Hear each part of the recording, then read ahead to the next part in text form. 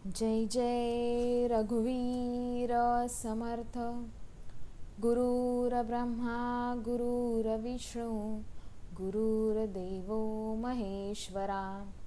श्री सद्गुरु साक्षात परब्रह्म तस्मै श्री सद्गुरवे नमः। जय जय रघुवीर समर्थ। श्रीमद दासबोध दशक 19 शिकवण नाम समास 8 उपाधी लक्षण निरूपण नाम श्रीराम समर्थ। तर पहा, आज आपण दासबोध ग्रंथामधला 19व्या दशकातला शिकवणीमधला 8वा समास आज श्रवण करणार आहोत आणि त्या समासाचं नाव आहे उपाधी लक्षण निरूपण नाम। आता इथे समर्थांनी आपल्याला जी काही आपल्या मागे उपाधी लागते किंवा उपाधीचं काही लक्षणं आहेत ती इथे दाखवलेली आहेत आणि त्या लक्षणांमधून आपण विवेकातून कसं उभरायचं याची शिकवण आपल्याला दिलेली आहे। तर आपण पहिली चोवी पाहूया। सृष्टीमध्ये बहुलोक परिभ्रमणे कळे कौतुक नाना प्रकारीचे विवेक आढळू लागती। म्हणजे पहा, सृष्टीमध्ये बहुलोक, या सृष्टीमध्ये म्हणजे ह्या आपल्या भूतलावर किंवा आपल्या देहसृष्टीमध्येही बहुलोक म्हणजे वेगळे वेगळे विषय हे आपल्या सृष्टीमध्ये आपल्याला आढळतात। आणि या विषयांच्या मागे इथे समर्थाने आपल्याला जी उपाधी आहे ती दाखवून दिलेली आहे। आणि ह्या बहुलोकांमध्ये परिभ्रमणे कळे कौतुक, परिभ्रमण म्हणजे फिरणे, परिक्रमा करणे। म्हणजे या आपण सृष्टीमध्ये पाहिलं, परिभ्रमण केलं तर आपल्याला ह्या सृष्टीचं, ह्या परब्रह्माचं कौतुक वाटतं। आणि हे कौतुक पाहण्यासाठी आपण नाना प्रकारीचे विवेक आढळू लागती।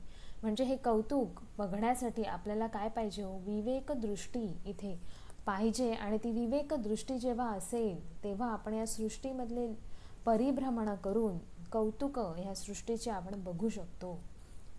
किती प्रपंची जन अखंड वृत्ती उदासीन सुख दुःखे समाधान दंडळेना।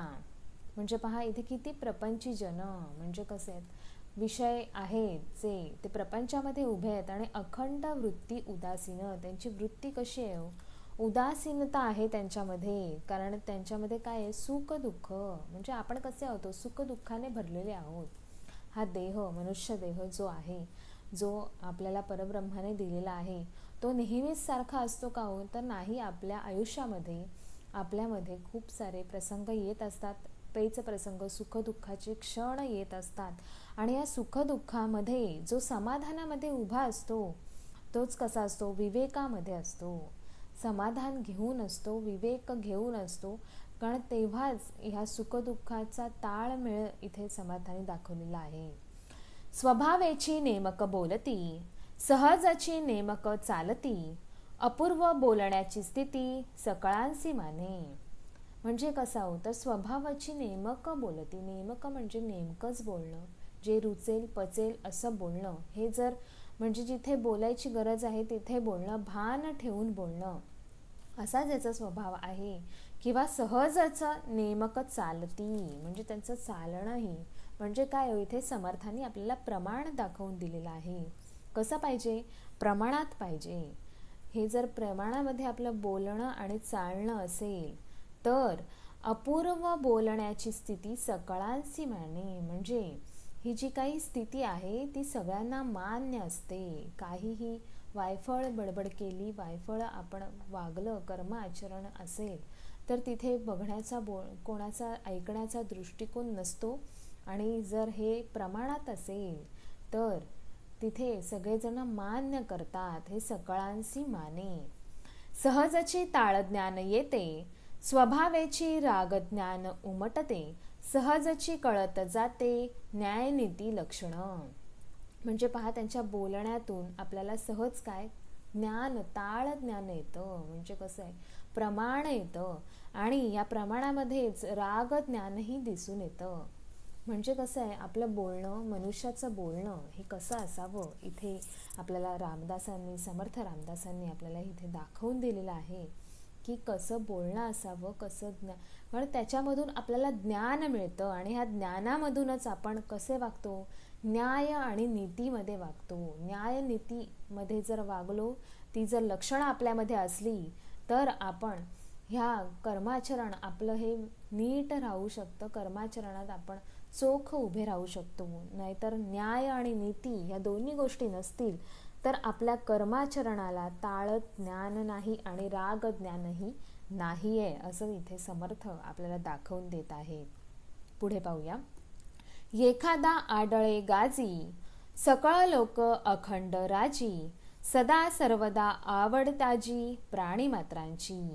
म्हणजे पहा, एखादा कसा असेल, एखादा काही मनुष्य देह आहे किंवा एखादा पराक्रमी असेल, एखादा जो असतील लोक म्हणजे अखंड राजीचे, त्याचं म्हणणं सगळेजण ऐकत असतील. म्हणजे जसा परब्रह्म आहे, हो परब्रह्म आहे, त्यांनी जे आपल्याला सूत्र लावून दिलेले आहेत त्या आपल्या कशा आहेत, आपण राजी आहोत त्या परब्रह्माच्या. कारण ते जे परब्रह्म आपल्याला दाखवून देत आहे ते जे आहे ते जीवन आपलं चालण्यासाठी, हे आपलं जीवन आपलं परिक्रमा करण्यासाठी हे न्यायनीतीचं वागणं, आणि ते सगळं आपण काय केलेलं आहे, हो मान्य केलेलं आहे. आणि सदा सर्वदा आवडीताजी म्हणजे असा पराक्रम करण्यासाठी ज्या मनुष्य देहाला आवड आहे प्राणीमात्रांची, अशी ही जी प्राणीमात्रा आहेत, ह्या प्राणीमात्रा त्या घेतलेल्या आहेत इथे परब्रह्माने आपल्याला दाखवून दिलेल्या आहेत. आणि अशा प्राणीमात्रांचीच पुढे गती चोख असते.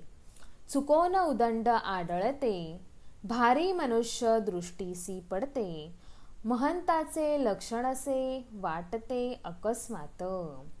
म्हणजे कसं आहे, तर चुकोन उदंड आढळते, आणि जे काही मनुष्य आहेत ते कसे होतात, तो दृष्टीस येतात.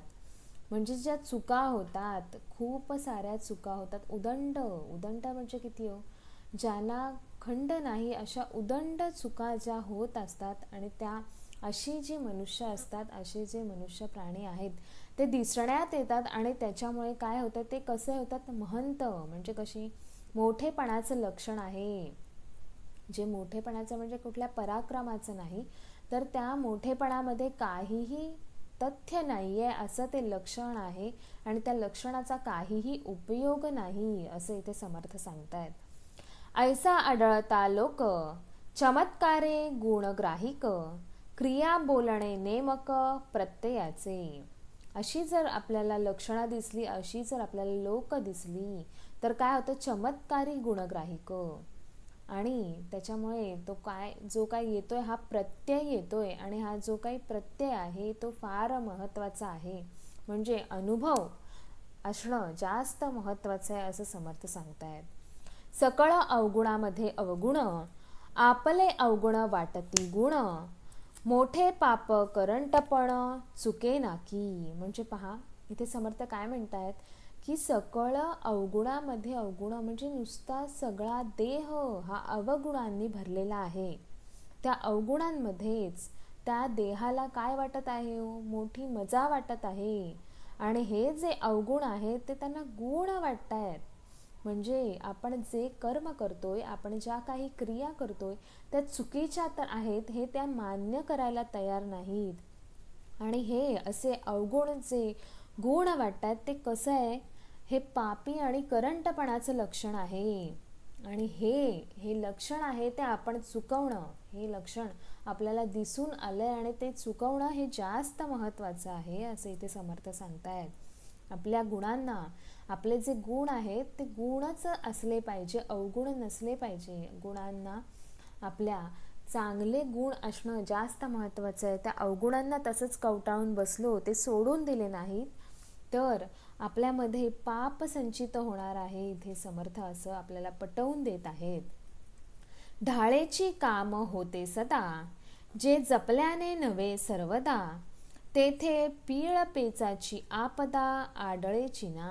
म्हणजे ढाळेने म्हणजे काय हो, पराभवाने, वजनाने, म्हणजे आपल्या बोलण्याला वजन आहे म्हणजे धाकाने.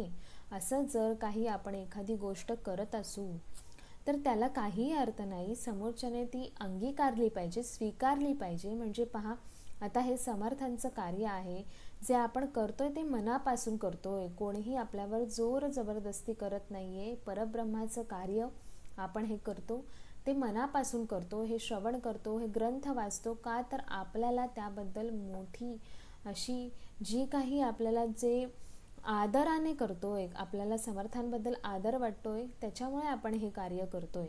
नाहीतर उगाच जबरदस्ती करण्यात काही अर्थ आहे. आपल्याला आपलं जीवन सार्थक करण्याचा हेतू आहे म्हणून आपण हे करतोय.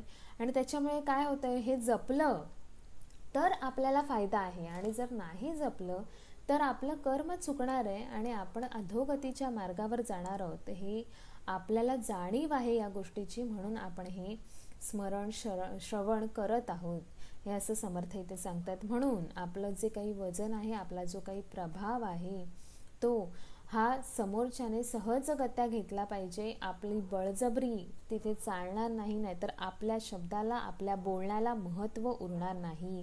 तेथे पीळ पेचाची आपदा आढळेची ना, म्हणजे पीळ पेच नसला पाहिजे. त्याच्यामुळे आपल्या शब्दाला किंमत असली पाहिजे. एकासी अभ्यासिता नये, एकासी स्वभावेची ये, ऐसा भगवंताचा महिमा काय कैसा कळेना. म्हणजे पहा, इथे अभ्यास करणं जास्त महत्त्वाचं आहे.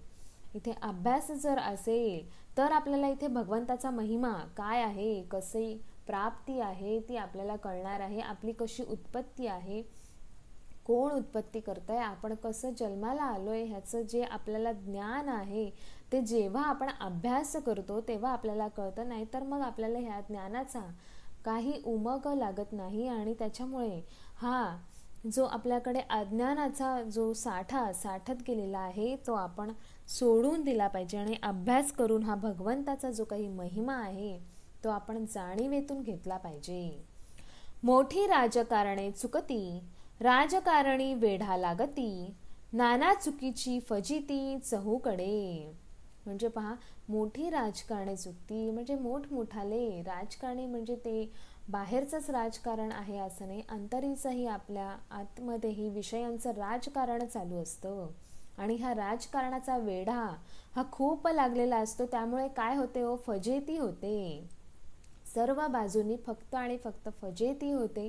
आणि या फजितीला आपल्याला सामोरे जावं लागतं, कारण आपल्या विषय हे अंतरीचे आपले विषय आहेत, त्यांचा योग्य वापर केला नाही तर ते आपली फजिती करतात.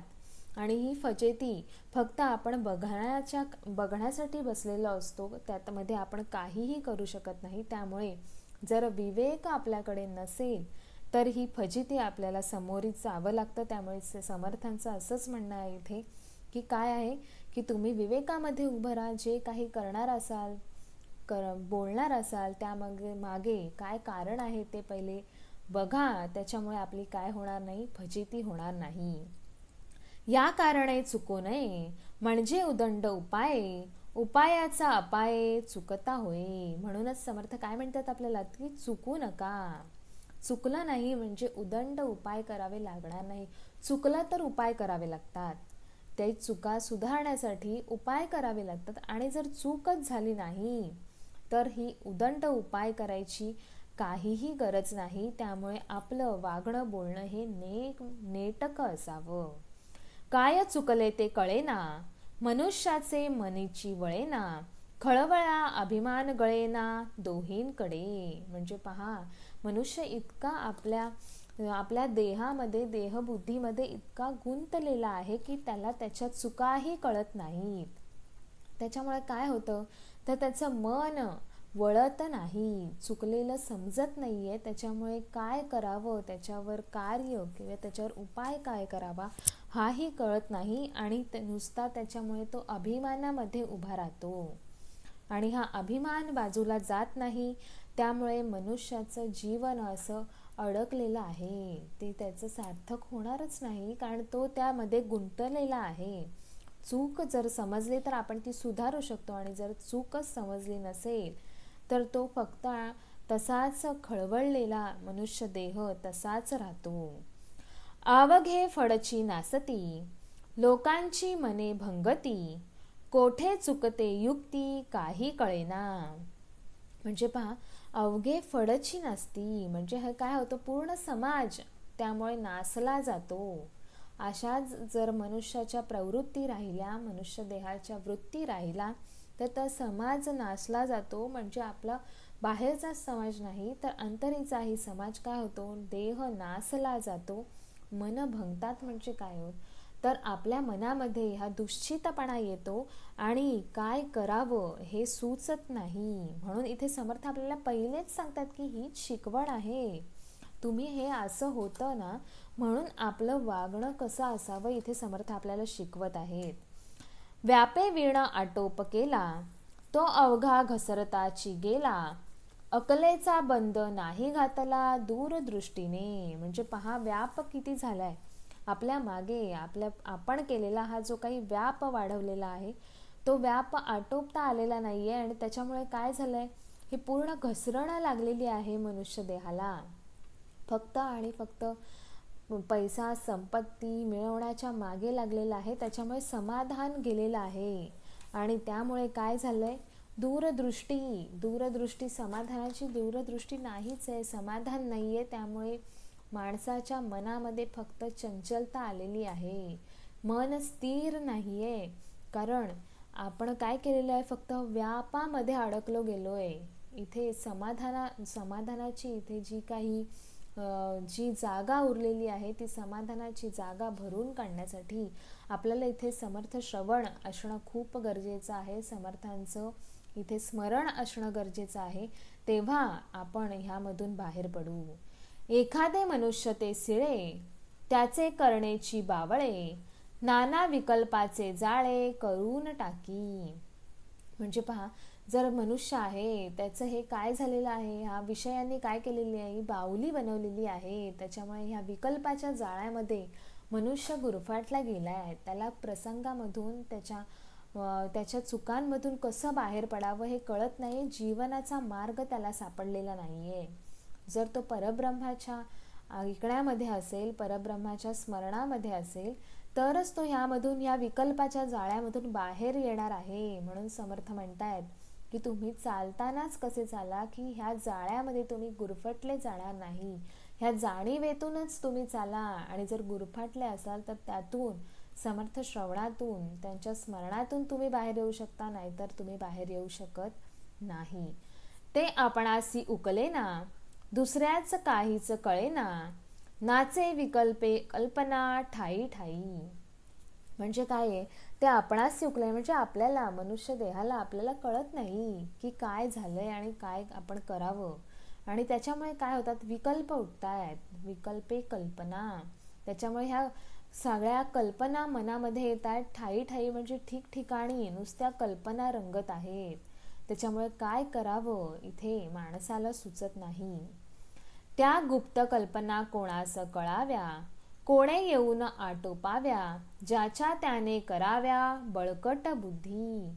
आता या पहा, आपल्या अंतरीच्या ह्या ज्या काही कल्पना आहेत त्या कोणाला कळणार आहेत, आपल्या बाजूला कळणार आहेत का, आपल्या समोर कळणार आहेत का, आपल्या शेजारी बसलेल्या मनुष्य देहाला कळणार आहेत का, नाही. तर ह्या कल्पना आणि ज्या आपल्या मनामध्ये शंका कुशंका आहेत त्या एका परब्रह्माला कळतात. कारण आपल्या अंतरीचा जो देह आहे, अंतरीचा जो अंतरात्मा आहे तोच परब्रह्म आहे. आणि त्या परब्रह्माला माहीत आहे की आपलं वागणं, आपलं मन कसं आहे ते त्या परब्रह्माला माहीत आहे.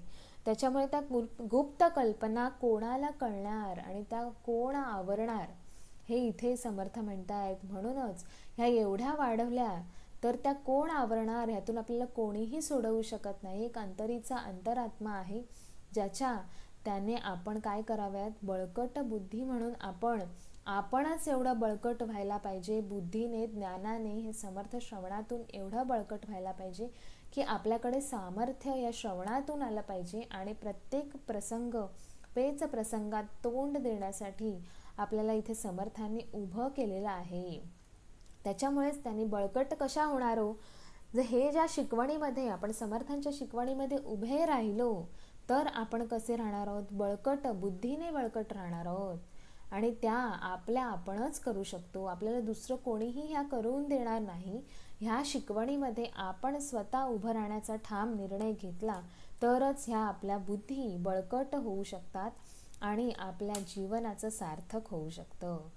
ज्यासी उपाधी आवरेना, तेणे उपाधी वाढवावीना, सावचित करून या मना समाधाने असावे. म्हणजे पहा, इथे समर्थ म्हणतायत की ज्याची उपाधी आवरेना, म्हणजे ज्याला उपाधी म्हणजे काय हो, तर आपल्यामध्ये ज्या काही उपाध्या आपण लावलेल्या आहेत, आपल्यामध्ये जे काही आपले प्रसंग वाढवलेले आहेत, जे आपले प्रपंच वाढवलेले आहेत, त्या आपल्याला आवरता आले नाहीत तर आपण त्या वाढवाव्या नाहीत, असं समर्थ म्हणतात. जर काही आपला व्यवसाय असेल किंवा काही असेल, आपलं काही नोकरी असेल, जर आपल्याला ती करता आली नाही, आपल्याला आवरता आली नाही त्यामध्ये, तर त्याचा काही उपयोग नाही. त्याच्यामुळे आपल्याला हवं तेवढं आपल्याला तिथून आर्थिकही लाभ होत नाही. म्हणजेच असंच मनाचंही आहे.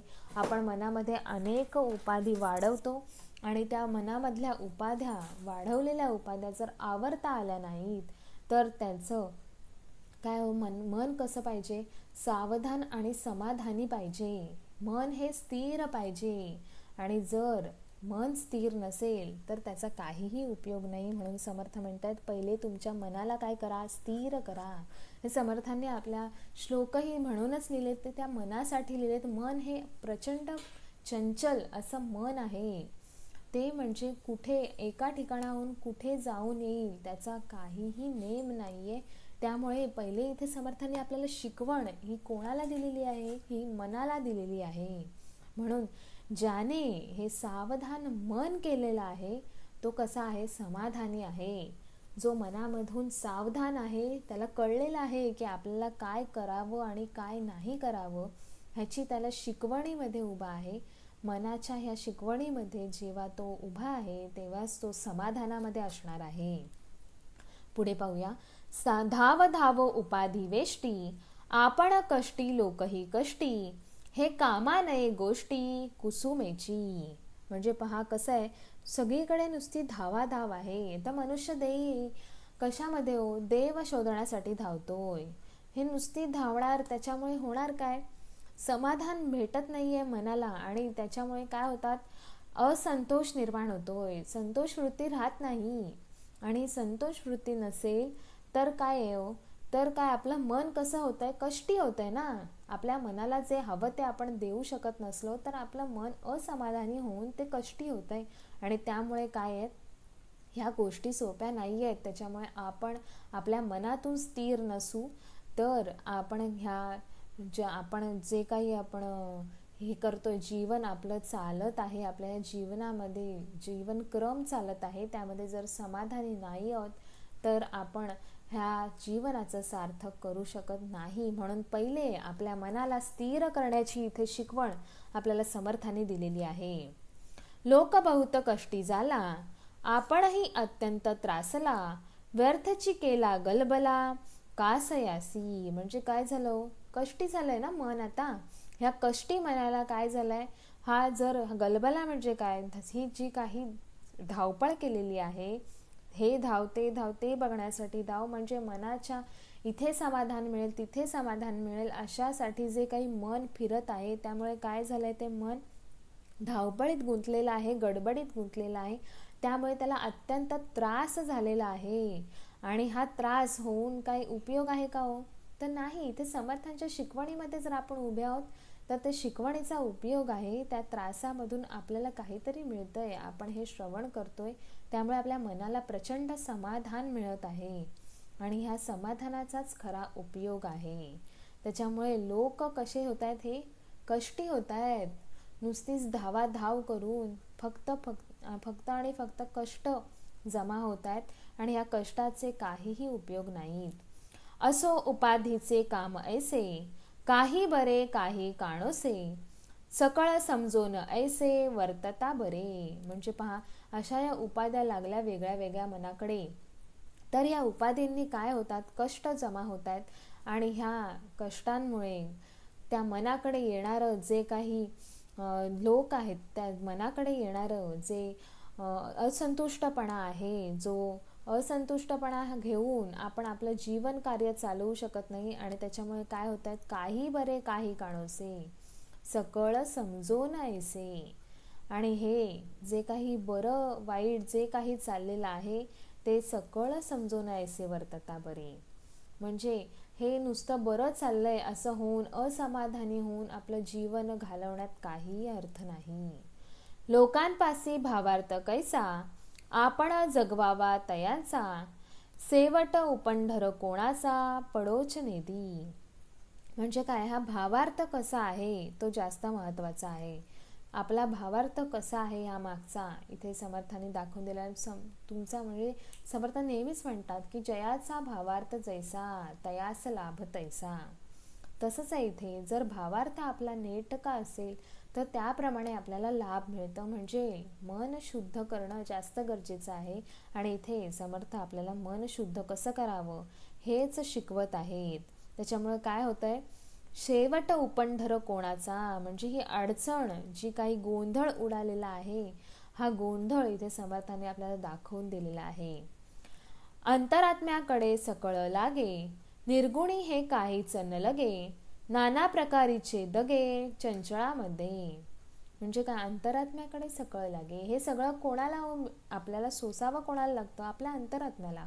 आपण देहाने जे काही कर्म करतो, चांगलं वाईट जे काही कर्म करतो, ते आपल्यासोबत आपल्या अंतरात्म्यालाही भोगावं लागतं. आणि हे अंतरात्मा आपल्या नेहमीच सोबत असतो. त्याच्यामुळे काय, निर्गुणी हे काहीच न लगे, आणि नाना प्रकारीचे दगे. त्याच्यामुळे जे काही आपण करतो बोलतो त्याची झळ ही आपल्या अंतरात्म्याला म्हणजे आपल्या परब्रह्माला आपण देतो.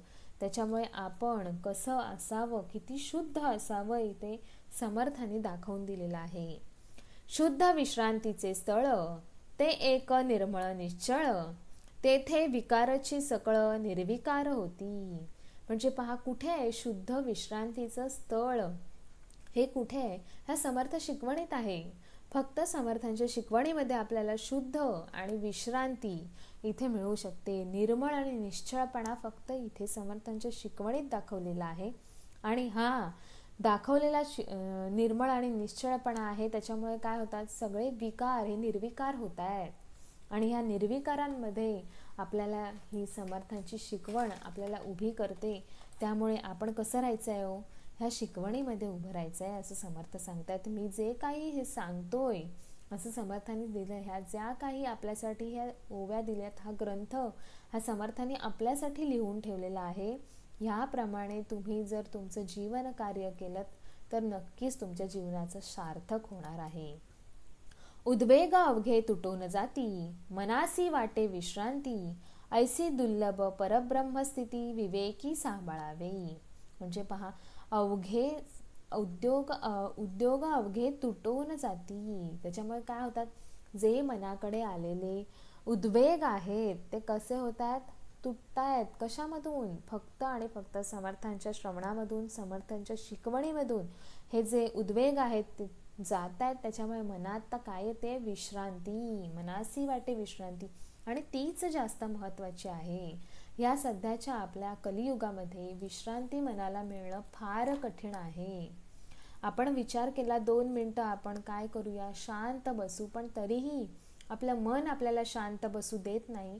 आपल्या मनामध्ये प्रचंड विचार चालूच असतात. जरी डोळे बंद केले तरीही आपल्या मनामधले विचार थांबत नाहीत. आणि हे विचार जेव्हा समर्थांच्या आपण शिकवणीमध्ये असू, त्यांच्या स्मरणामध्ये असू, तरच हे आपल्याला इथे विश्रांती मिळणार आहे. आणि अशी ही स्थितीला काय म्हणतात समर्थ, परब्रह्म स्थिती.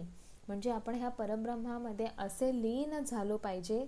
ही परब्रह्माची स्थिती आपल्या मनाकडे जेव्हा येईल तेव्हाच आपण कसे होणार आहोत, समाधानी होणार आहोत. आणि हे सगळं आपल्याकडे जर विवेक असेल तर विवेके सांभाळावे. ह्या विवेकामधूनच ही स्थिती आपण सांभाळू शकतो.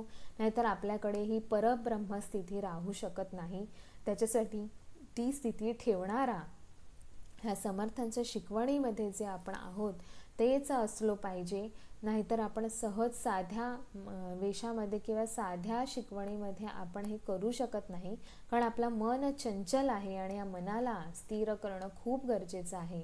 म्हणून समर्थांनी इथे आपल्याला ही जी शिकवण दिलेली आहे, आपणास उपाधी मुळीच नाही, ऋणानुबंध मिळाले सर्वही, आल्या गेल्याची क्षिती नाही, ऐसे झाले पाहिजे.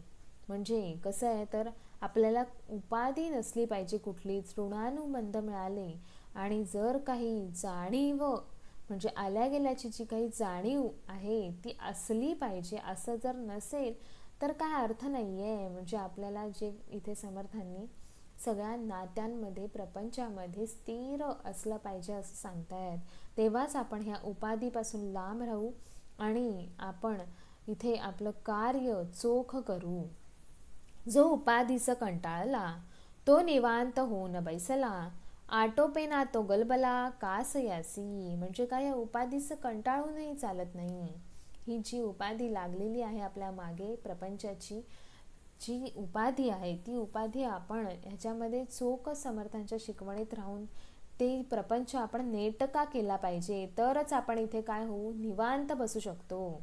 आणि ज्याला हा गलबला म्हणजे हा जो काही आपल्या प्रपंचाचा गलबला आपण करून ठेवलेला आहे तो आटोपता आला नाही तर त्याला नीट प्रपंचही करता येत नाही आणि परमार्थही साधता येत नाही. जे असं असल्यामुळे आपलं मन स्थिर होऊ शकत नाही आणि त्यामुळे आपल्या मनाला विश्रांतीही मिळू शकत नाही. काही गलबला काही निवळ, ऐसा कंठीत जावा काळ, जेणेकरिता विश्रांती वेळ आपणासी फावे. आता काही गलबला म्हणजे जर गलबला असेल मनामध्ये आणि काही वेळेला निवळ म्हणजे स्थिर मन असेल तर काय होतं, हा जो काही काळ आहे हा काळ आहे तो काय, तो कंठित काळ जातो. म्हणजे हा काळ घालवता येत नाही. त्याच्यामुळे काय होते, आपली जी विश्रांतीची वेळ आहे ती निघून जाते. मनाची विश्रांती इथे आपण गमावून बसतो आणि ही एकदा विश्रांती गमावली तर आपण स्थिर राहू शकत नाही. कुठल्याच गोष्टीत आपण ना परमार्थ आपण स्थिर करू शकतो, ना प्रपंच स्थिर करू शकतो. ह्या दोन्ही गोष्टी आपल्या स्थिर होण्यासाठी आपला हा गलबला आपण आपल्या मनाकडून बाहेर टाकला पाहिजे. उपाधी काही राहत नाही, समाधाना एवढे थोर नाही, नरदेहे प्राप्त होत नाही क्षणक्षणा. म्हणजे पहा इथे समर्थ किती सुंदर म्हणतात की आपल्याला काय दिलेला आहे, हा नरदेह प्राप्त झालेला आहे या जन्मामध्ये. आणि हा जो काही नरदेह प्राप्त झालेला आहे त्याच्यामुळे ह्या नरदेहामध्ये आलोय तेव्हाच आपण आपल्या जीवनाचं सार्थक करू शकतो. कारण आपल्याला काय आहे हो, ह्या देहामध्ये आपल्याला बुद्धी ही जास्त दिलेली आहे. प्राणीमात्रांना बुद्धी हा प्रकार नाहीये, ते बोलू शकत नाहीत. त्याच्यामुळे आपल्याला वाचा ही दिलेली आहे, आपण बोलू शकतो, आपल्याला बुद्धी आहे, आपल्याला ज्ञान आहे. आणि त्यामुळे आपण काय करू शकतो, आपण आपल्या जीवनाचं सार्थक करू शकतोय फक्त आणि फक्त या नरदेहामध्ये, ह्याच जन्मामध्ये. त्याच्यामुळे आपण इथेच समाधान घेऊ शकतो. आपल्या मनामध्ये येणाऱ्या ह्या उपाध्या ज्या काय आहेत, आपले हे जे काही वाईट विचार आहेत हे बाजूला सारून उत्तमाचे विचार आपण आपल्या मनामध्ये ठेवले आणि त्याप्रमाणे जर आपण चाललो तरच आपल्याकडे समाधान येणार आहे. आणि ह्या समर्थांच्या शिकवणीमध्ये आपण उभे राहणार असू तर आपण ह्या समाधानामध्ये उभे राहणार आहोत. आणि त्याच्यामुळे क्षणाक्षणाला आपण ही नरदेहाची प्राप्ती आपल्याला होणार नाही, ही एवढ्या जन्मांनंतर आपल्याला मिळालेली आहे. त्याच्यामुळे आपण ह्या नरदेहामध्ये आपल्या जीवनाचं सार्थक करून घ्यायचं आहे, जेणेकरून आपला हा संसार आणि प्रपंच आणि परमार्थ हे तिन्ही गोष्टी आपल्या चांगल्या होतील. आणि ह्या गोष्टी चांगल्या झाल्या तरच आपल्या मनाकडे काय येणार आहे, समाधान येणार आहे. आणि हे फार महत्त्वाचं आहे. समाधान जर नसेल माणसाकडे तर त्यांचं जीवन हे खूप वाईट परिस्थितीमध्ये जातं. त्यामुळे समाधानामध्ये उभं राहणं इथे समर्थांनी दाखवून दिलेलं आहे. म्हणून ते म्हणतायत की काय करायला पाहिजे, उपाधी बाजूला सारून समाधान जवळ घेतलं पाहिजे. ह्या नरदेहामध्ये येऊन आपण ह्या समाधानाची प्राप्ती केली पाहिजे. आणि ही क्षणाक्षणाला आपण हे काय ठेवलं पाहिजे, स्मरण ठेवलं पाहिजे. विवेकामध्ये आपण ह्या गोष्टी स्मरणात ठेवल्या आणि ह्या समर्थांच्या शिकवणीमध्ये राहिलो तर आपल्याला नक्कीच ह्या जीवनाचं सार्थक करता येईल आणि मनामध्ये समाधान विश्रांती घेता येईल. पुढे पाहूया. इति श्री दासबोधे गुरु शिष्य संवादे उपाधी लक्षण निरूपण नाम समास 8वा. जय जय रघुवीर समर्थ. तर पहा इथे आज समर्थांचा आपण 8वा समास श्रवण केलेला आहे. उत्तमाचा असा समास आहे हा. आणि ह्या समर्थांच्या शिकवणीमध्ये आपण सतत उभं राहायचं आहे, असं समर्थ आपल्याकडून हेच अपेक्षा आहे त्यांना. कारण त्यांनी हा ग्रंथ लिहिला आहे, तो आपल्यासाठी लिहिलेला आहे आणि आपण ह्यांच्या शिकवणीमध्ये उभं राहू, हे नक्कीच आपण करू. आणि असेच आपले समाज पुढेही श्रवण करण्यासाठी आपल्या ह्या चॅनलला फॉलो करा, सबस्क्राईब करा आणि शेअर करा. म्हणजे आपल्याला आणखीन समर्थांचे विचार सगळ्यांपर्यंत पोहोचवता येतील आणि आपल्या जीवनाचा आपण सार्थक करू शकतो. जय सद्गुरू.